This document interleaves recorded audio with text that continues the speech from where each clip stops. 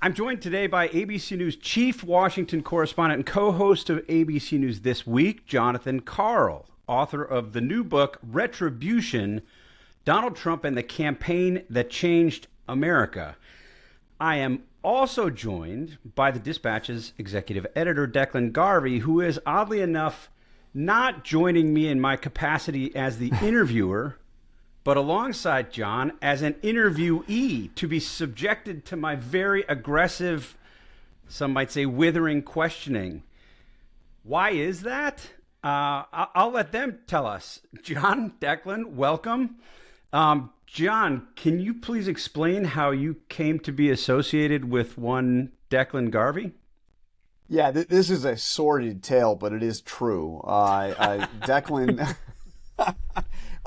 Declan actually worked with me on my last book, Tired of Winning. And when I decided I was going to submit myself to this once again and to write another book about our current political world, I reached out to Declan and I said, how about an encore? So Declan was very much a part of this book.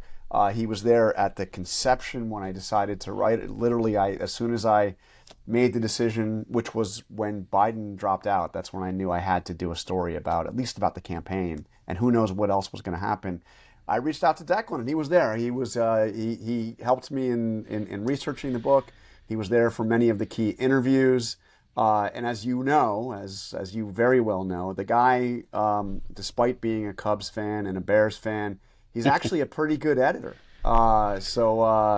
So he was key in every step of the way on this book.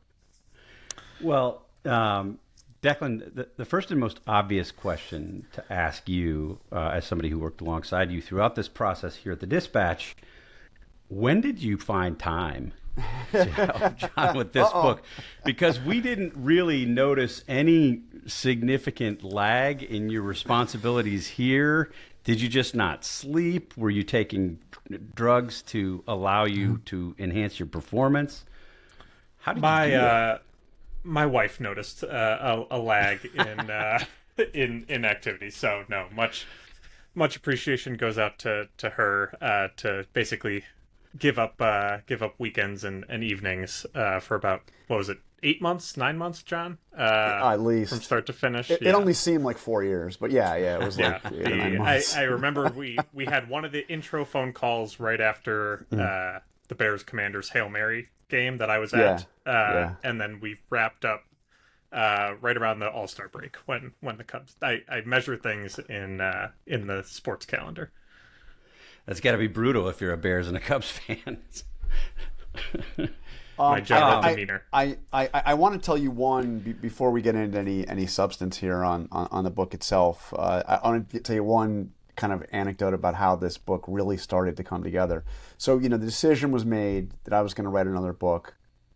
Declan signs on after that crushing loss to the Commanders. And we begin the process of, what's this book going to be like? I mean, it basically overtook my job. I don't know how it didn't. I don't know how Declan was able to still do all that he did, but it was a very time-consuming process because we were tracking multiple storylines here. Kamala Harris, Joe Biden, the Shakespearean drama surrounding him, and of course all things Trump. So right after the election, I sat down with Steve Bannon over at what we call the Breitbart Embassy, his townhouse right behind the Supreme Court. He had agreed to kind of do an on-the-record, extensive interview about his time in prison. And it was right after the election. And I brought Declan along with me, and we went into his very cluttered living room, just the three of us. Bannon at one point going out to show us pictures that were taken, while he was in prison of his various inmate buddies. And so we did this rather extraordinary interview. It was well over 2 hours. And then we're like, let's sit down right now and figure out really what the structure of the book is going to be. Let's try to craft an outline. So we walked away. We went towards Pennsylvania Avenue on Capitol Hill, over by where the Tune Inn is, Hawk and Dove. And it was the afternoon. Like, where can we sit down and we saw this restaurant that neither one of us had ever seen. It just opened that week. It was called Butterworth's, Butterfields. What was it? Something like that. Anyway, so nice little kind of bistro, French bistro kind of feel. And the place was empty because it was like not lunch, it wasn't dinner. And we sat down and we sketched out the outline. Little did we know that was going to be the new center of the MAGA, universe on Capitol Hill, owned by a buddy of Steve Bannon's, and a place for the convening of all things on the very MAGA extreme right of Trump's Republican Party. But that's where we sat down and really, for the first time, sketched out what the book would look like. And you didn't know when you went there that it was... No idea at all. This MAGA Central. No idea. And just to put some time around that meeting, I was thinking back to it earlier today. Some of the topics that came up, we were like, will Matt Gaetz be confirmed as AG? Will John Thune allow recess appointments? Is John Thune going to stand up to Trump nominees and really make them shoot several down? Bannon was actually concerned about that at that point, and a lot has happened and a lot has changed in 8 or 9 months here. And that's one Bannon, of the things. Even Bannon was alarmed by some of the recent cabinet picks that had just happened. Kristi Noem, Pete Hegseth, and he was like, "Oh my God!" He was especially exercised about Kristi Noem, just completely unqualified. He said, "This is Corey Lewandowski, He was basically saying trying to get his girlfriend into the cabinet, and he was completely outraged by it. It was pretty amazing." And Bannon, at that point, had been out of jail for what, like a week? Just a couple weeks, as you reported the book, right? Yeah, he was bragging about how much weight he'd lost. I'm a beast. The jailhouse, the transcripts or the excerpts from that interview where he's describing his time in jail were interesting and compelling for about 20 different reasons. But I was struck in particular by the scenes that he seemed to really be sort of loving this idea of Bannon as a hardened convict, and with the toughest of the tough, and his people. He learned a lot about the nature of jailhouse life and the codes and all of this stuff. I mean, it was a pretty colorful interview.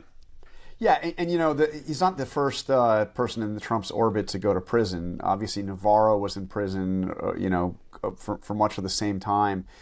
Peter Navarro and, of course, Michael Cohen had done some time in prison. And he wanted to know, I wasn't in a camp like that pussy Cohen, and Navarro was in a camp and he bitched and moaned about it the whole time. I was in a tough, he was in a tougher prison. The prison, the federal prison in Danbury, is not a camp. It's an old style, bars and cell blocks, and it isn't one where they're in dormitories, which is what some of these like low security prisons are. It's a tough prison. It's by far not the toughest prison.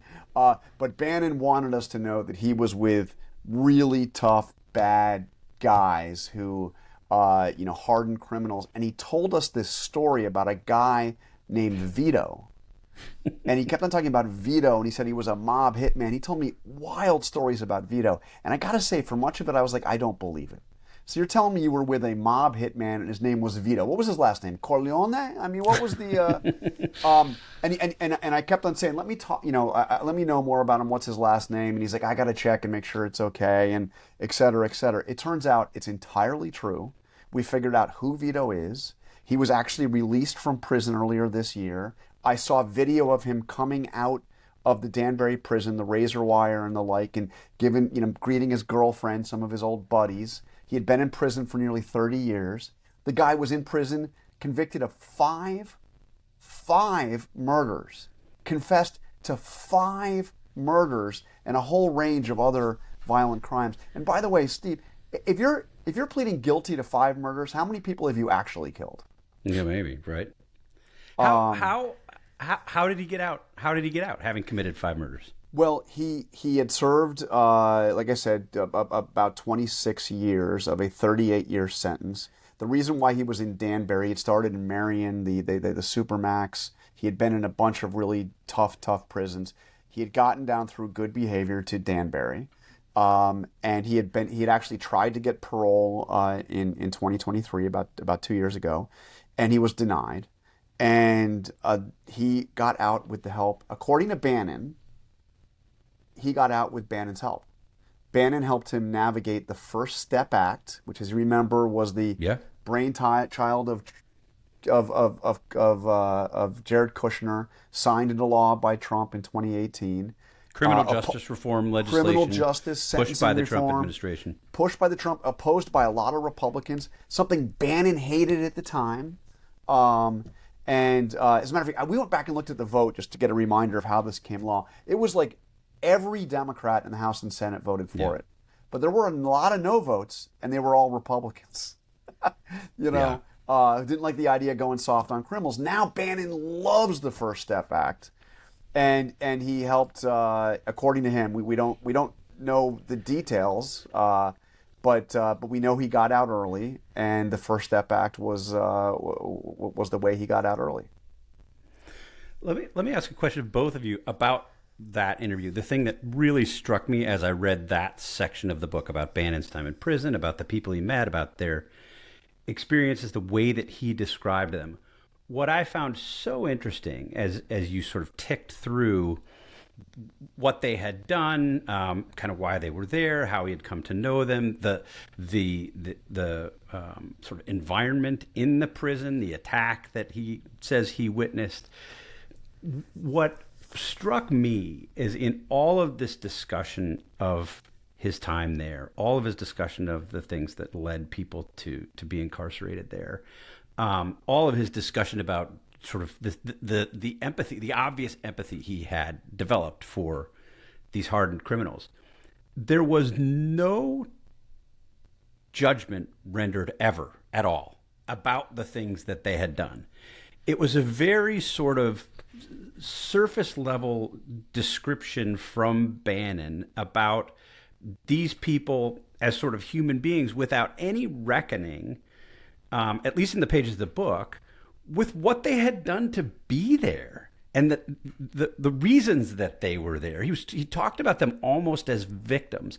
I wonder if that was reflective of the broader conversation that you had with him. And if it was, if that struck either of you at the time as you're having this conversation, that it was almost judgment-free as it relates to these guys who did some really bad stuff. Yeah, I mean, Vito is the poster child for this. I mean, this guy killed 5 people. He was also convicted of attempted homicide, so he tried to kill others, admitted to. A whole range of other violent crimes, and there was not even a hint. He was just so impressed with how Vito kept his dignity and his sense of worth in a place that was designed to break it. And that's why he was so impressed. He showed us the video. We saw this video of Vito getting released, but to hear Bannon talk about it and to narrate it, he's like, the guy looks so precise. His hair is perfect. He's got the white tracksuit, the brand new tennis shoes. He's in good shape, his posture, and he's just like in charge after having been beaten down, and pummeled for 26 years. And also, Bannon, another thing Bannon described was when he was released, the day he was released after 4 months. He was released 1 week before the election. When Bannon turned himself in to start his sentence, there was a whole circus outside the court. He had Eric Prince was in the car driving him in. He had all the cameras. He put out a press release saying he was going to have a press conference outside the prison. I mean, it was like a whole big thing. So the prison did not want that to happen again. So they released him at 3 a.m. when there would be nobody outside. Mm-hmm. And what Bannon said is that when they came and knocked on the cell and said it's time to go, and he has to go in and fill out all his paperwork and get his belongings, that several of his buddies, his inmate buddies, all convicted of very serious crimes, came to bid him farewell in the middle of the night. And he was almost like emotional about it. Yeah, he was It's like quite evidently touched about that. Yeah. I mean, these bonds, but so he became, it would seem to have a real sense of empathy for what these people face. He was just in for 4 months, and he said it was brutal. It was really, really rough. These guys had spent most of their lives behind bars, most of them, and but then I asked him, well, what about, because while I'm writing this is after the interview, that initial interview, and I kept on talking to Bannon, I kept on, having further conversations, but we had the whole episode with the Venezuelan accused gang members being taken in the dead of night, to Sikot prison in El Salvador, a place that makes the federal prison in Danbury look like a Four Seasons in the Bahamas. And I said, well, how do you feel about those guys? They don't even trial, no due process, no hope of getting out, no ability to appeal. I mean, how do you feel about those guys? No concern whatsoever, no compassion. And that's another component to this too, is that you'll see as you're reading that chapter and throughout that Bannon, and there's no real way for us to verify this, but although John, you tried to go visit him, but everybody in prison was the biggest Trump fan that you'd ever heard or ever met. Yeah. Everybody was incredibly MAGA. Some people were even more MAGA than Bannon was, and were explaining things to him, and he left with this newfound appreciation of the working class and criminals, basically career criminals, being a new constituency for the Republican Party to reach out to. And that's kind of in a kind of the tribal politics that we've seen increasing over the past decade, but let alone over the past year. These people are on Team Trump, Team Republican, and therefore they are worth empathy. Kilmar Abrego Garcia is not, and therefore he is not. Because he's not on Team Trump. Well, this is something that struck me, and I wanted to ask you about. He's describing these people as very MAGA. They come to him, they have these conversations with him. They describe themselves as loyal Trumpists. As you mentioned earlier, John, he's almost touched by the fact that these other prisoners somehow know that he's going to be released in the middle of the night, and they sort of salute him on the way out, and he takes this as a sign of, I guess, friendship, of some kind of emotional tie. And it occurred to me at the time,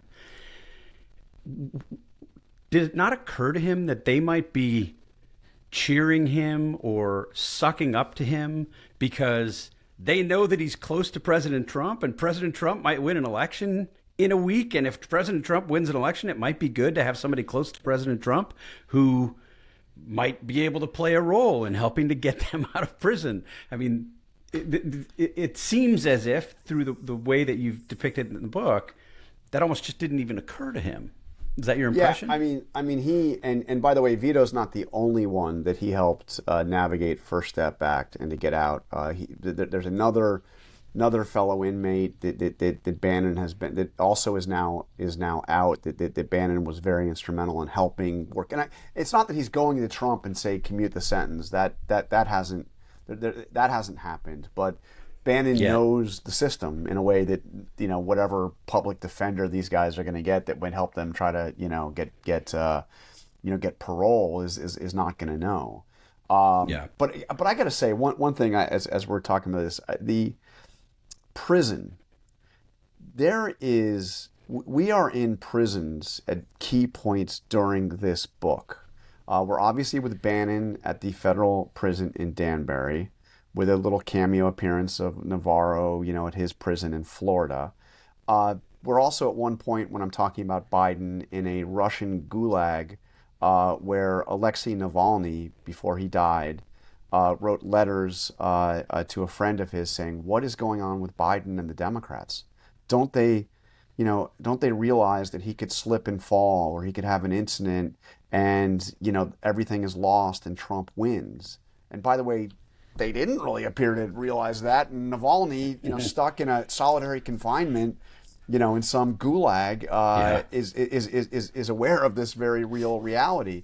And then, in one of the kind of most vivid scenes that was described to me, Enrique Tarrio, who is the guy that received the longest sentence of any of the January 6th prisoners.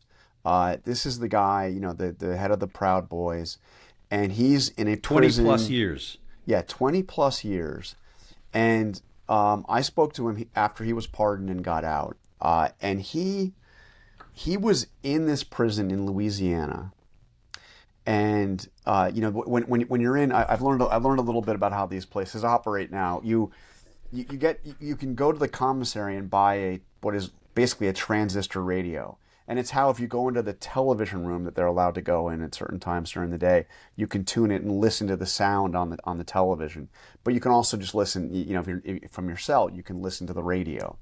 It's the only kind of like window to the outside world that these guys can get. So Enrique Tarrio had one of these transistor radios, and on election night, he's listening to the results coming in, and then his battery dies.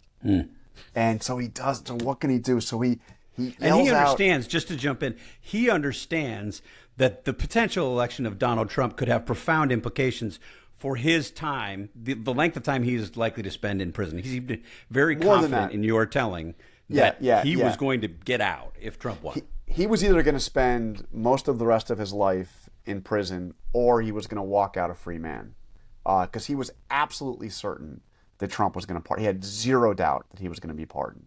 So, he's there. So he bangs on the door of his cell, and he gets the attention of a guard. Another one, by the way, who Tarrio describes as totally MAGA. Yeah. I mean, it's a almost very the exact same interesting language as the Bannon yes. quote. Yeah. And there's a guard station down the hallway of the cell block, and the guards have a little television where they're watching CNN. By the way, CNN. And he yells, can you turn it up? Can you turn it up so I can hear? So the guy does crank it up, and it's very hard for him to hear, but Tarrio describes being on the floor of his cell, listening beneath the crack of the door, trying to hear the results. And when he hears CNN project that Trump has won Pennsylvania, he knows it's over. So he jumps up and he starts banging on the door in celebration. And according to Tarrio, the rest of his cell block, they start hearing it too, and they all start banging. So you have this scene of this prison, and in this case, a tougher prison than the one Bannon was in, with some real hardened criminals. These guys are celebrating Donald Trump's victory on election night. Just a crazy scene. And in fact, of course, Tarrio did get a full pardon. Yeah. Along with everybody else who was involved in January, 6th. So I want to ask you both this thing, and this is maybe a sort of a reporter's prerogative question.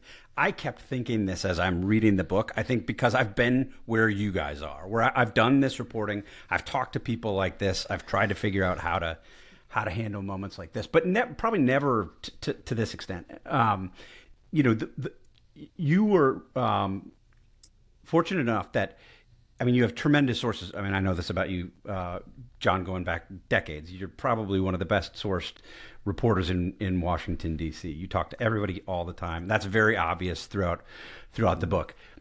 Two of the people that you spent a fair amount of time talking to, very close to, the people who are depicted in this book. One of them is Steve Bannon, as we've been discussing, and another is Hunter Biden. And as I was reading through your exchanges with them, your interviews with them, going back to them, verifying what they've said, trying to validate it, externally, I kept coming back to the question of how you reconcile the fact that these are, I would say, among the best known liars in the country. Right? These are not sort of morally upstanding people. They have, both of them, told many, many lies in public, been caught. How do you handle that? What do you do? How do you know what to include? Do you, as you write it, do you go out of your way to try to make clear, like, hey, this is just what he said, hard to verify, and then other times when you can verify it, you verify it. How do you approach interviews like that? And then how do you approach reporting what you've been told?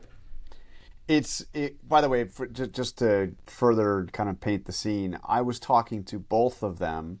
And also, I would say, another guy that I had regular conversations with over the course of the campaign would probably fit into that category as well. Bobby Kennedy, for sure, was another one that I spoke to quite a bit.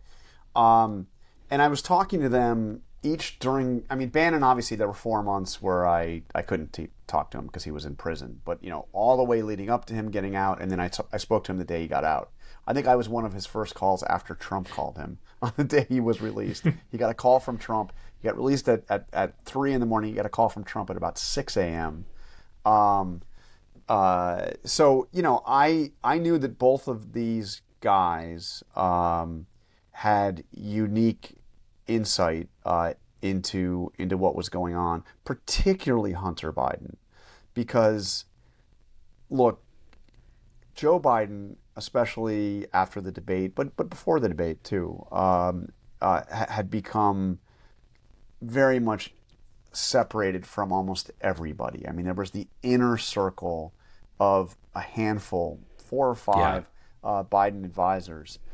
And so if you're talking to the chief of staff, if you're talking to the press secretary, if you're talking to the senior advisor or the communications, you're not getting jack about what's going on with Joe Biden. But Biden was speaking every single day to his son, Hunter. And Hunter doesn't talk to reporters, very rarely. I tell the reasons and how I got, to be in regular contact with him in the book. But I was, and you have to be skeptical of everything that is said to you. A lot of what Hunter was describing to me was very raw and came across to me as incredibly honest, and not spin, not the kind of crap that you were hearing from Democrats. He was in anguish after the debate.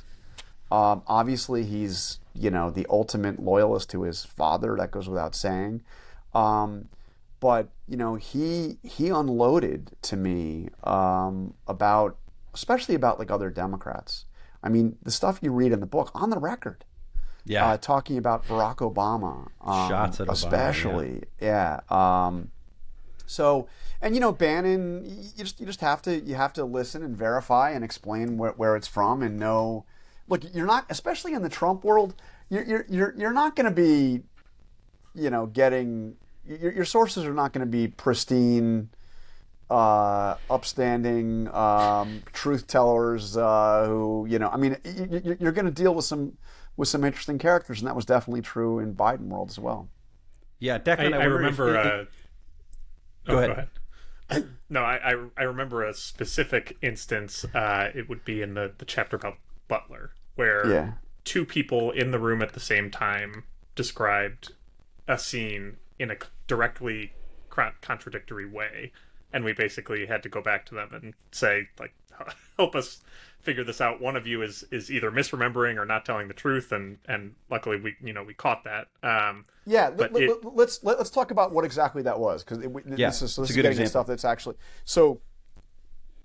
We won't say like who and everything, but there were only a handful of people that were with Trump in Butler, because people like Chris LaCivita and a couple others had moved ahead to Milwaukee because the convention was just to start. So he had a smaller group with him. He always had a small group, but this was even smaller. And one of the people that was in the group described a really vivid scene that I then wrote in the book, in an early draft of Trump getting put on a stretcher when he arrived at the hospital after the shooting in Butler, and then being wheeled into the hospital. And as he's coming into the hospital, greeting his handful of advisors that were with him and saying some pretty funny comments. Somebody else that was there told me, look, he wasn't on a stretcher. That's not true. He walked into the hospital. And so I went back. We finally I checked with Secret Service, did some stuff. We found, one kind of cell phone video that seemed to show him walking in. So we knew he didn't go into the hospital on a stretcher. So was this person like lying to me about that detail? And why would they lie on that? And I think it's actually a case where just memory is a fucked up thing sometimes. Because Trump was on a stretcher inside the hospital as he was brought in for his CAT scan and whatever. So I think that this person just conflated something. There's an essay you've probably read, Steve, but it's called John Dean's Memory, or The Memory of John Dean. Yeah. And it's a famous essay that compares what Dean, told the Watergate Committee and what he is, and what we learned later when the Nixon tapes came out. And, and a lot, he was right on the big stuff. He did say there's a cancer on the presidency and all that, but he was totally wrong on a lot of the details. Was he lying? I don't think so. Right. Because it was irrelevant details. But so no matter who, even if you're talking to really honorable, upstanding truth tellers that would never tell a lie, you have to verify. And it's an advantage for you all that you are doing the reporting and the writing almost in real time. This was you were talking to people with it sometimes within minutes of these events taking place and getting them down and putting them in the book. What was just in terms of process a little bit more, and I'll ask you, John, and Declan, you can weigh in too. Why didn't we hear about this on ABC News? You're employed full-time, ABC News, you're a good reporter, you do all this stuff. Declan, why didn't you give us any of this stuff for the Dispatch? We would have loved to have broken some. There's a lot of news in the book. Non-disclosure agreements. We could have used it. Yeah, so this is a great question, because you get this, particularly this is like something that you hear from the left. About these horrible reporters. You're just saving it for the book, and you're protecting, the people you're covering, and you're putting it in the book because you're trying to make money, et cetera, et cetera. It's a fundamental misunderstanding of the process. So, first of all, I was reporting a hell of a lot every day on ABC, and I know, the Dispatch was all over, a lot of the day-to-day events of the campaign. What's different when you're doing a book is you're going back to events after they have happened, and it's not like I saved stuff for the book. It's that I wouldn't have known any of this shit if I wasn't writing a book. That's why I found out. Because I went back to these events. What was really happening? This is what we thought was true at the time. This is what we reported. But what else was going on? And you go back and talk to people. And some people you talk to are completely unwilling to talk while the campaign, is underway. They're trying to win a campaign. And by the way, you can't even necessarily trust what they're going to say. Even more so when they're trying to spin, for a campaign. But you go back and you say, look, I want to talk to you. This is for the book.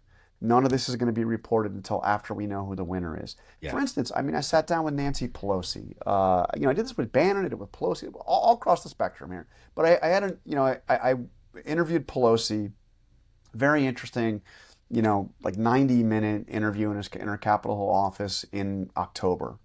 And, I wanted to talk to her before we knew who had won the election, because I don't want it to be colored by the fact, Kamala's won and then she's got this wonderful story, or she's lost and she's going to be cast. I want to know what she really thinks, not how she's trying to rewrite a history after the result. Right. And she would not have agreed to that interview. Or if she had, it would have been a useless interview, because it would have been like, everybody's great on the Democratic side, but the ground rules were, I'm not going to publish anything until next year after a new president is sworn in, whoever he or she may be. So it's a fundamental. And by the way, like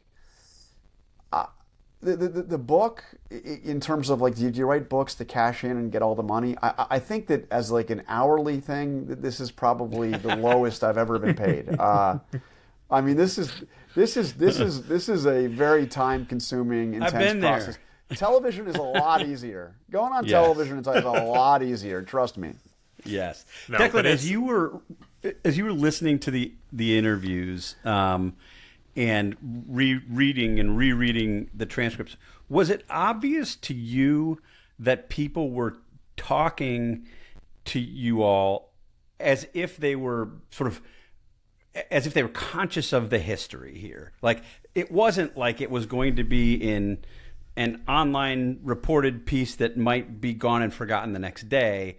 This is going in a book. This is likely to shape the way that historians will think about this period because of some of the interviews that you all did. Was that obvious as you're going through the process?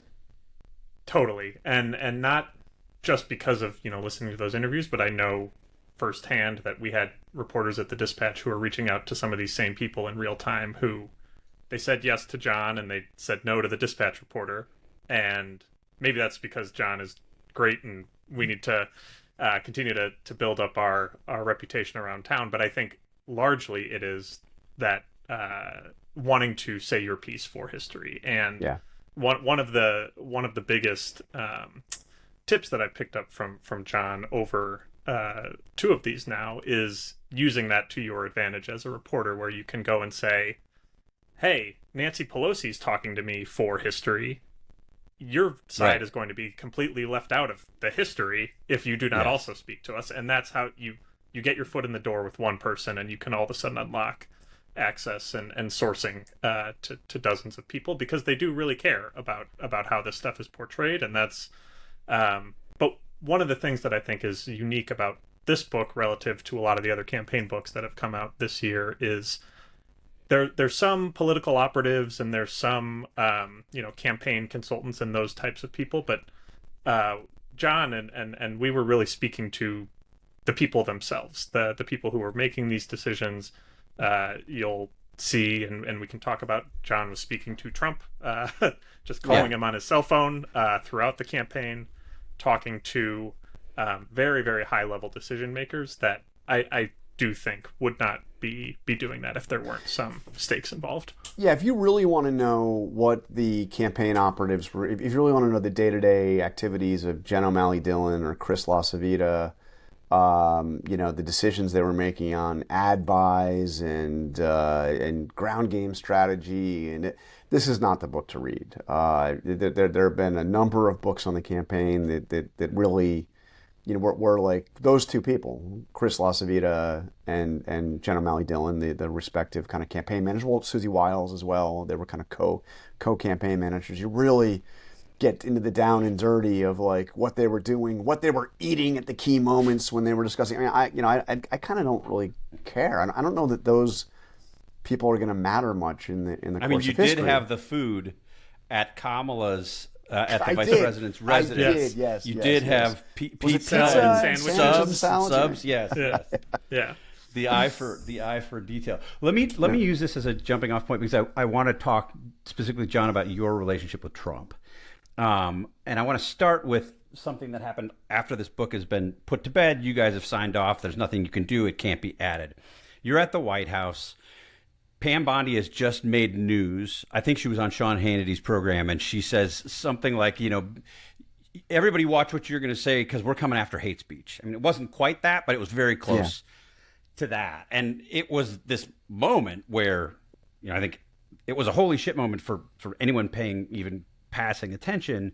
But there were several of Trump's allies who said, wait a second. And you were at the White House, outside of the White House, talking to Trump, and you pointed that out to him. You said, look, some of your allies think this hate speech is free speech. And you asked him the question. And then here's what Trump said in response. And we'll play the audio here. Yeah, good. But I'll read it to you just quickly. She'll probably go after people like you because you treat me so unfairly. You have a lot of hate in your heart. Maybe they will come after ABC. ABC paid me $16 million recently for a form of hate speech. Your company paid me $16 million for a form of hate speech, so maybe they will have to go after you. Do you have a lot of hate in your heart? In fact, John, is that Is that true? I sure hope not. But can we just like pause for a second to what he says there in the before, not the hate in the heart part, but maybe she'll go after people like you because you have been so unfair to me. I mean, so it was a lot of people were outraged at the idea that the Justice Department would be policing hate speech, but he's talking about policing speech that is unfair to an elected official, the President of the United States.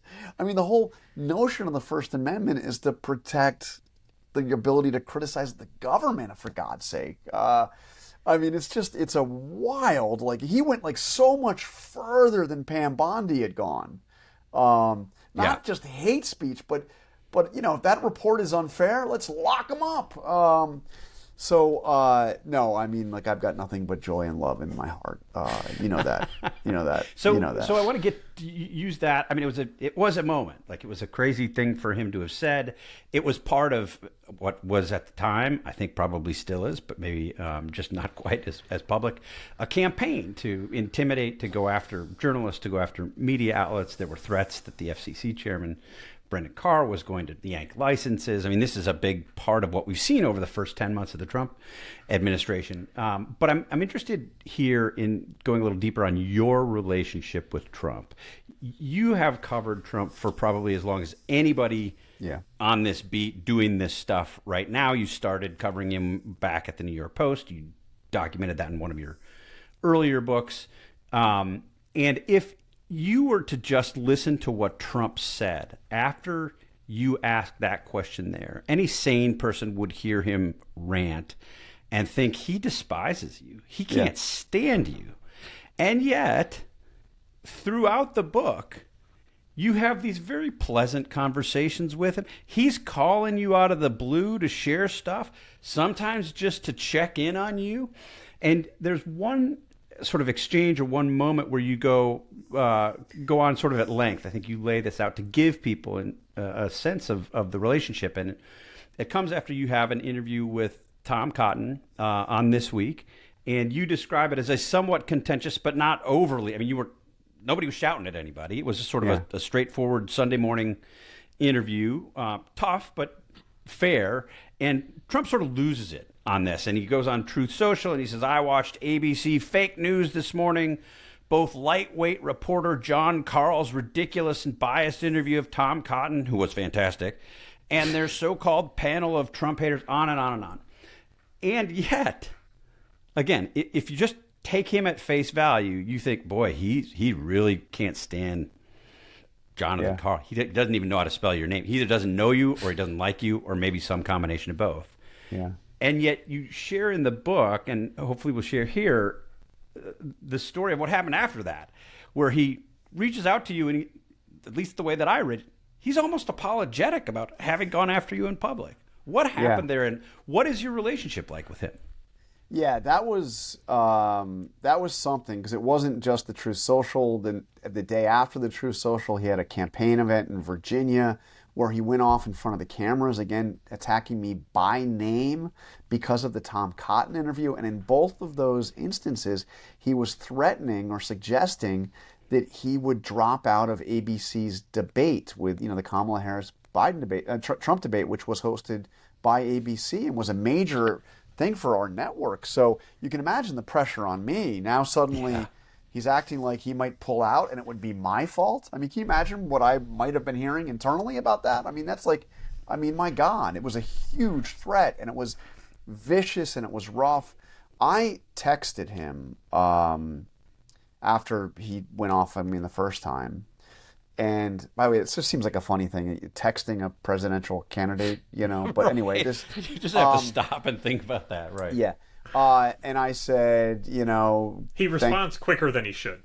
Thank you for watching the show. I hope you also saw my interview with Bernie Sanders, because I had what was actually, I think, a tougher interview with Bernie Sanders than the one I had with Tom Cotton in the same show. Anyway, he didn't respond to that text. A couple of days go by, and I'm sitting at ABC headquarters planning the next week's show with the staff of the show, and my phone rings, and it's Trump. And that's also another one of the weird things. Your phone rings. You would think that he would have it like blocked, his number blocked or something, right. but it shows right up. It says Donald Trump. I mean, it's right.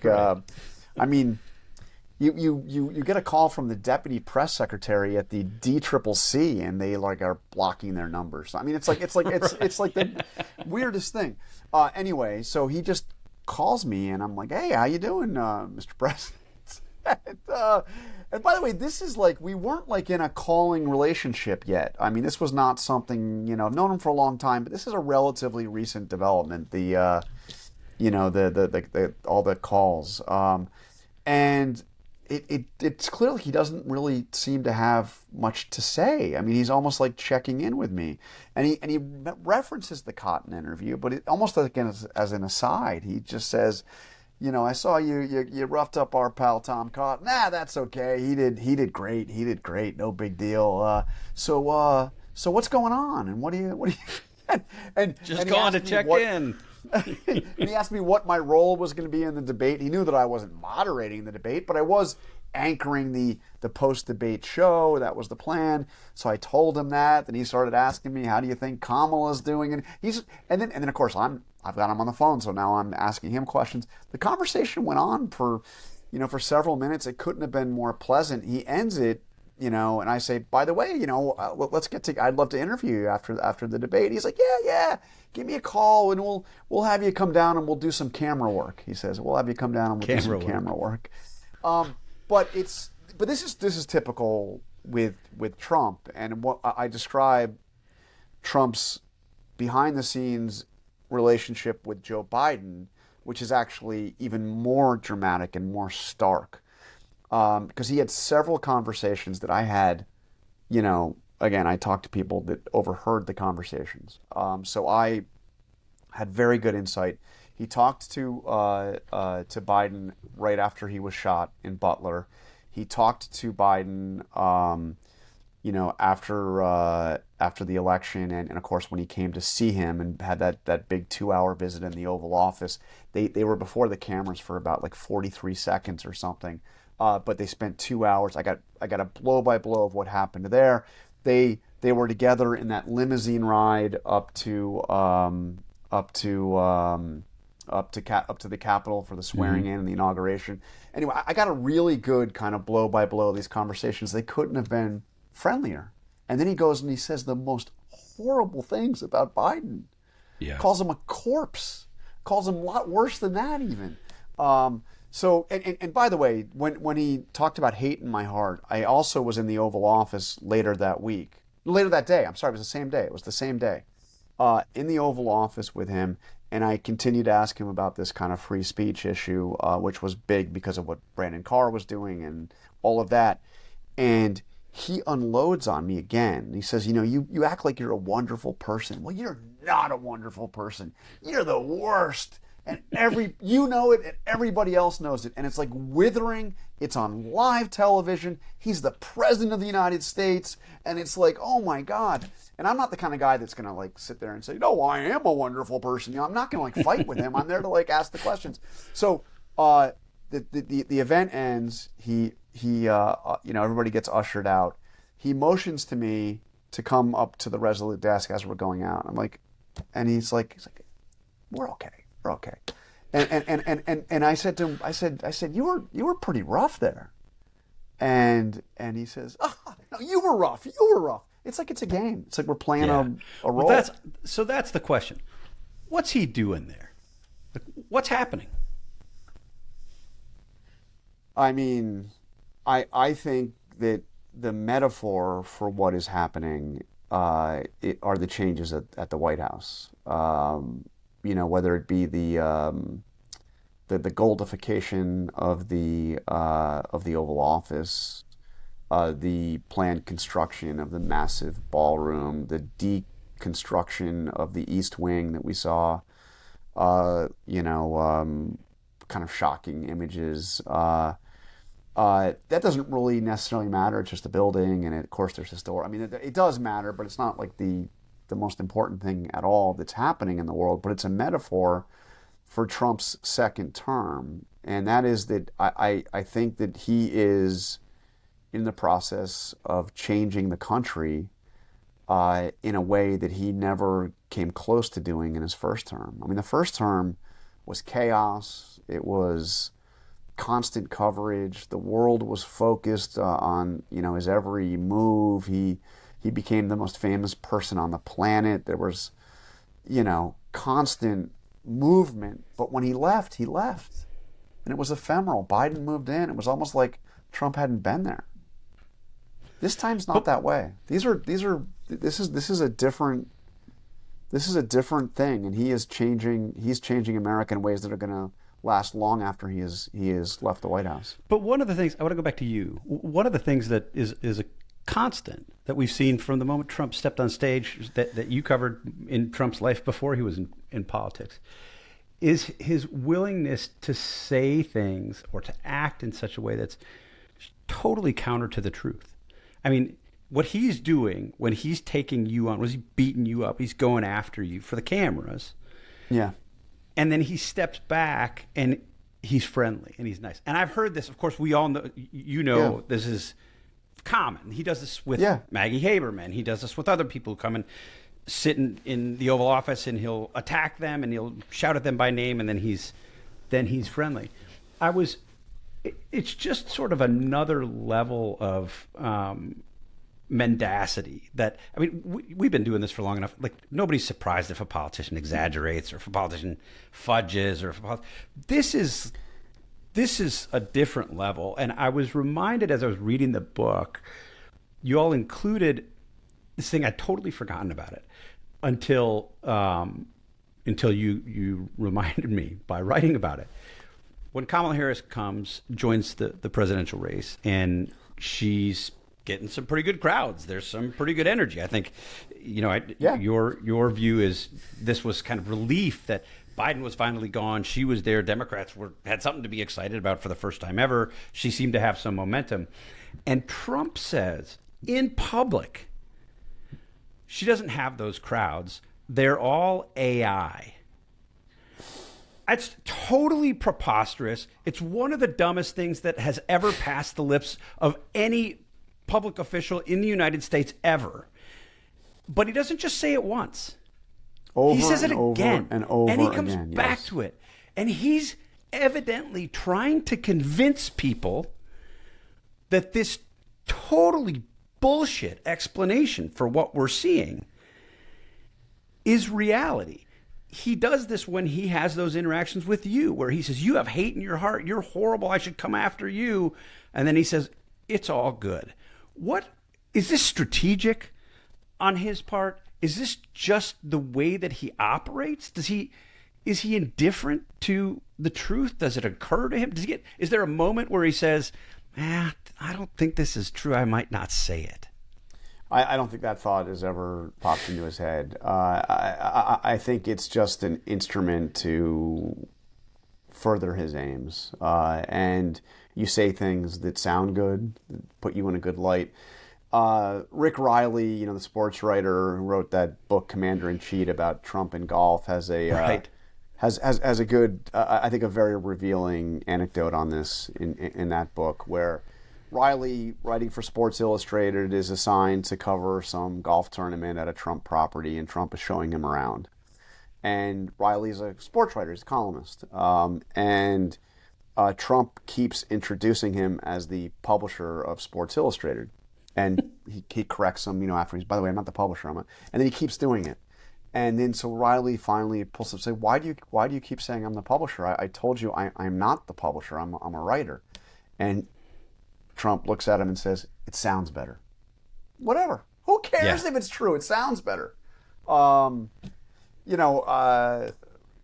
Rick Klein, my colleague, political director, way back in 2015, like even before Trump was going to run, we were, Rick had occasion to see him a couple times, and Trump would always, like, to other people, point out to Rick as the youngest guy ever to run a television network.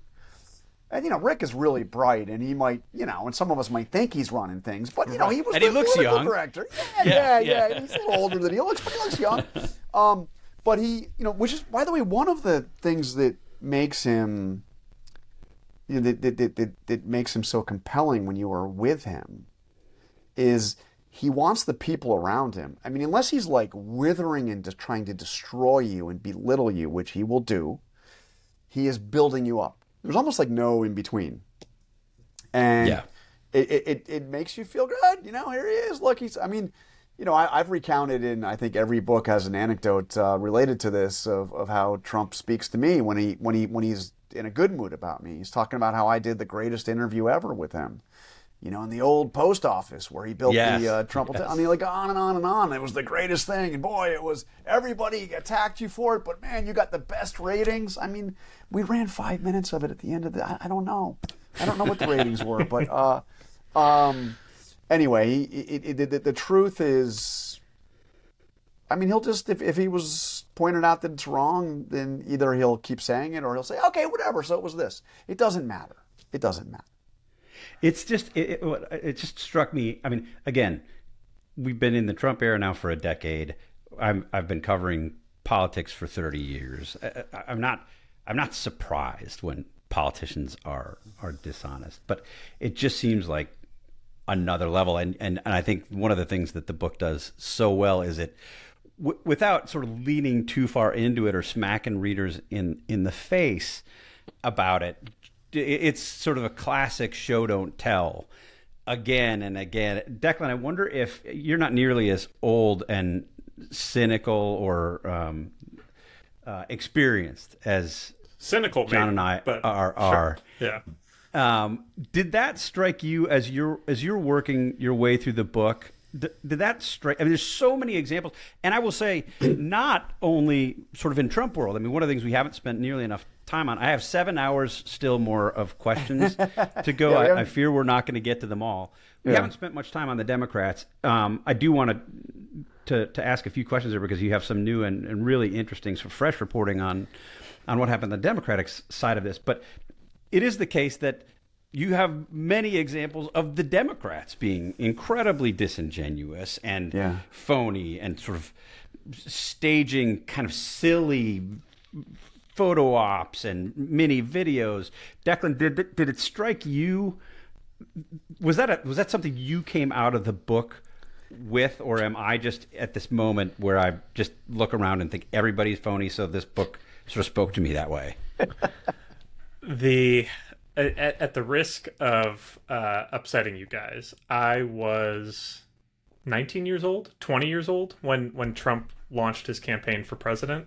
And Stop it. My entire adult life has been defined by this era. And so I don't really know, I paid attention to the Romney campaigns and watched the debates with my parents, but I was not from your crib day to day.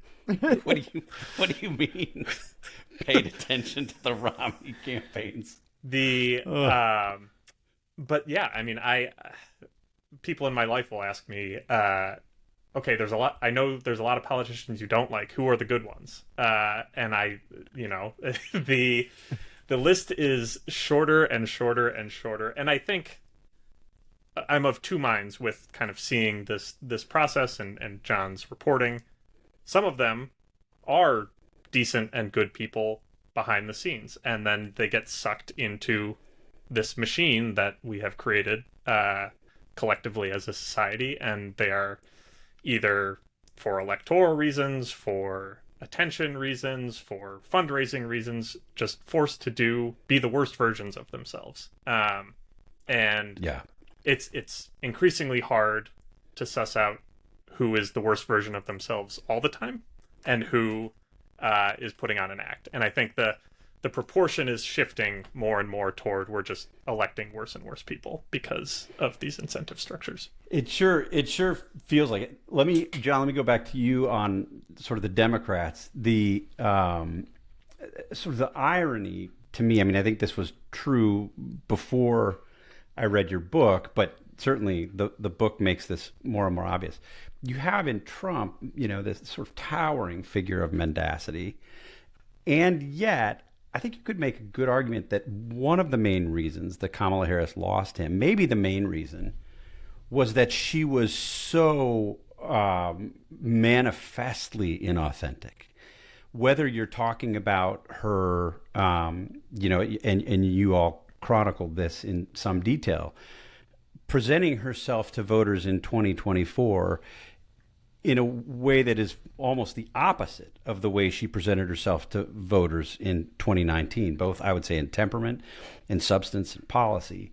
But also, you have in detail these two videos that she shoots. And I remember them at the time. I remember they created this sort of cringe moment. One was when Barack Obama, after waiting, I think you all reported it was 5 days before he finally endorsed her after Biden got out. And there was all sorts of, that was 5 days filled with activity where he wasn't excited about it. He would have rather had a mini primary. She was pushing to get the endorsement.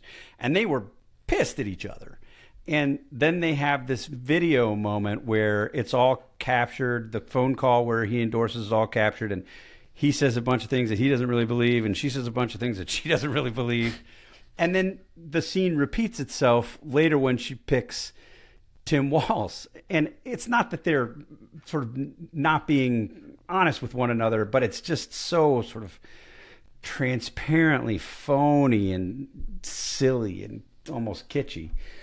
Is that, am I right that that's really one of the reasons that she ended up not resonating, was because she came across as so inauthentic? And first and foremost, of course, would be the fact that she continued to get Joe Biden's back and to sort of vouch for him and stand by him, while we all knew, I think at the time, and certainly know now with reporting in your book and others, that that's not really how she felt.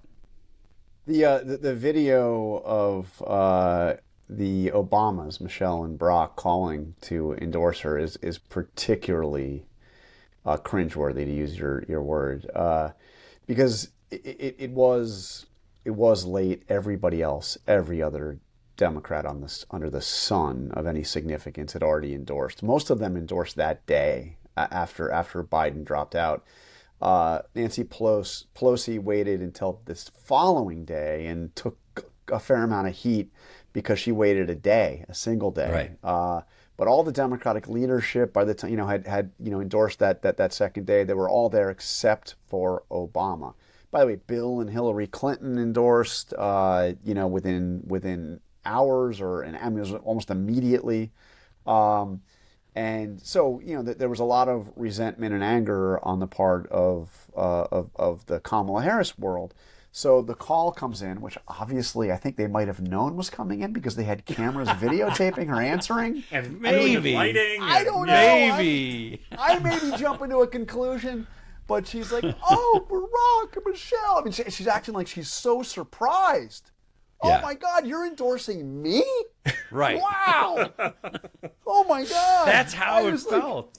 Holy wow. I mean, this is just like, so yeah. I mean, there were a lot of factors that led to the downfall of Harris. I think that one reason that we can rule out was the 107 days. So the argument that Kamala Harris has made is that the problem was she only had 107 days to run her campaign. I mean, how are you going to do that? You got to build your campaign. You got to pick a running mate. You got to introduce yourself. You have to. In reality, it wasn't that she didn't have enough time. It's that she had too much time. If you look, her biggest moments were within days and weeks of becoming the de facto nominee. She had tremendous events immediately after, she had before the convention, when she had effectively secured the nominee. Everybody else had made it clear they weren't going to run against her. She had her first events. These were the ones that Trump was complaining and saying it was AI that was making up the crowds. She was really good. And then the convention, I don't know how you felt, Steve. I forget if we had spoken about this at the time. My feeling being at that convention in Chicago was that I had never seen a better Democratic convention. I thought it was electric. I thought the production of it was very strong. The messages from the stage, the taking back the mantle of patriotism, or trying to, from the Republicans, having Republican speakers each and every night, adding to the crowd, and then also kind of pushing aside the kind of stuff that would alienate, independents. There wasn't a lot of far left progressive. I remember Bernie Sanders speaking, and he was flanked by billionaires on either side. I think Pritzker was right after him, and who was the guy, the Bank of America guy that spoke right before him? But it was two billionaires, and Bernie Sanders in the middle. We have a line in there somewhere that if you erase abortion and LGBTQ from the speeches, it would have been George Bush 2004 campaign. Yeah. So and then she had a very strong debate against Trump. So she. And if you look at the polling, really, she didn't actually have much of a convention bounce, despite the strength of that convention. Right. And the reason is because her bounce had already happened. Yeah. And if you look, and you could tell it in, by the way, Trump's behavior in August, he's clearly worried that, he's complaining that they did something illegal by switching the nominees. He really wants to be running against Joe Biden. She's, it's all margin of error stuff. I mean, this was always going to be a close race. But the edge in the polling clearly seemed to be Harris at the end of August, after our debate. And then it's like a steady... And by the end of October, by the time Bannon's walking out of prison, the Harris campaign is doing what seem to be desperate things because they get a sense they're losing. They're trying to get a debate on Fox. They're they're like begging Fox to host another debate. Then she goes on with Bret Baier. She's finally, in the first time in her life, doing an interview on Fox. And by the way, I thought of this when we saw Mamdani go on Fox and have a very strong interview. That was the other thing. What the hell? I mean, what does it say when you're running for president and you're basically afraid to do an interview that might be tough? Yeah. You're going to stare down Putin and Xi and Kim Jong-un, but you have a hard time, sitting down for an interview with a journalist that isn't overly friendly. Yeah, she went weeks without doing an interview at the outset with anyone, right? I mean, much less one of my and then she finally agrees to do one on CNN with Dana Bash, and it's like they time it out. It's no more than 20 minutes, and they're going to have, walls there. And anyway, it's like, One of my favorite anecdotes from the Harris campaign that's in the book is the idea that she was getting hammered by the Trump campaign about the transgender stuff and what she had said about it in 2019, all the Kamala's for they, them ads. And operatives, former presidents, people were going to her saying... this is an issue. You got to deal with it. Bill Clinton's telling her, come on. Yes. And her campaign comes up with a plan. She's going to say that she's not in favor of transgender women competing in female sports if she is asked about it. And because she didn't do any hostile interviews, she was never asked about it. She never released the proposal. And therefore she never did it. It's like so perfect. The ineptness. That gets to your phoniness point, Steve. Of these people. I don't know. Yeah, it's enough to make you awfully cynical. All right, final question for each of you. Declan, you've helped John with his last book. You played a big role in helping him put this book out. Having been through this process now twice, helping someone else, do you want to write a book? So I think I've probably gained 10 pounds with each of these two. If I do one completely by myself, that probably double that, triple that. No, it's been incredible. I've learned so much. I think I will take John, this original book was gonna be twice as long. It was supposed to be through basically about now, and thank goodness we cut it off when we did, because it's already 400 pages. But no, it's been a blast. How many hours of interviews did you actually listen to? Because I recorded almost every conversation I had, and all the files are in my Otter somewhere. I could go back and count them. I mean, the funny thing, it didn't feel like work lots of other parts of it felt like work, but listening to the interviews was that their guard was down. It's like a running podcast. Exactly. I mean, Declan, the president. You're famous in the dispatch offices for listening to your podcasts at like 5x or something, like ridiculous. Did you listen to these interviews at a high rate of speed as well, or did you listen to them? Some of them, and regular. Yes. Did you? Some of them, yeah. That's so bad. There were a couple like 3-hour lunches in there that had to get through. So with the extra noise in the background of the food getting brought in and stuff. Yeah, you really need to bring a producer next time to get better acoustics on. That's some of good this stuff. Ambient sound. If you're going to do NPR, you could put the audio in there. Okay, John. Last question goes to you. You've written. This is your 5th. This is your 4th. Having to do with Donald Trump, or with Donald Trump as a main character, the main character. Is there another Trump book in you? And if so, are you reporting it right now?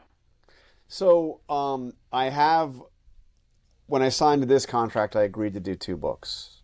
So I am obligated to do another book. I can tell you this, Steve, I am not ready, nowhere near ready. I can't even begin to think about it. What I do is I do keep, depending on the day, a pretty detailed journal where I try to also, include some of the key events that happened that day and, stuff that might have happened with me or I might have heard. So that ends up becoming a good raw material for a book, but I am nowhere near ready. So don't tell my publisher this. Hopefully Dutton's not listening right now, because I think maybe like when he's done, it would be good to go back and like go through and do the what was all that. But my God, this one almost killed me. So it's half as long as Declan said we were thinking in terms of what we were covering. But this book is that we just did. This is the longest. This is a pretty thick, it's 400 plus pages, right? Yeah. I mean, including so 420, 430. I'm not ready. And I'm only doing it if Declan's going to help me out. So, so there you go. Declan, did you sign a 2-book contract too? I mean, that would have been I'll use a quote from Hunter when John was asking him kind of the decision-making process about deciding to run for another term with Biden, and shockingly, there was no meeting where they even debated whether to do it or not. It was the machinery just went. It just went. And so maybe that will be that I get tricked into doing another book. That again. sounds like a commitment, John. I would take that, write it down. I'm taking it. Declan's in. Declan's in. Well, thank you. Thank you both for doing this. Yeah. Okay, good. We're recording this. I'll give you the audio. Thank you both for spending this much time talking about it. It's a terrific book. I've enjoyed all of them. I've learned a lot from the others. This is no exception. Detailed, deep reporting. And it's an easy read. Sometimes people will describe a book as breezy or easy and mean it as sort of a backhanded compliment. But this is an easy and enjoyable read, and I mean that as a straightforward compliment. Great work. Fun to read it, and thanks for coming on. Hey, thanks a lot, Steve. And let me just say, because I not that I'm trying to repay a compliment, but I am a massive fan of the Dispatch. I think it may be the most important publication out there, certainly in the world of political news analysis and the like. And you guys are getting better and better each day. So thank you for letting me steal your executive editor in his late nights and weekends to help on this book. We can thank this young buck who's still in his crib in the Romney campaign. This is why we're doing this podcast. Victoria, we don't have a heart out yet, do we? No. Good. Well, thank you. Thanks thank a you lot. both.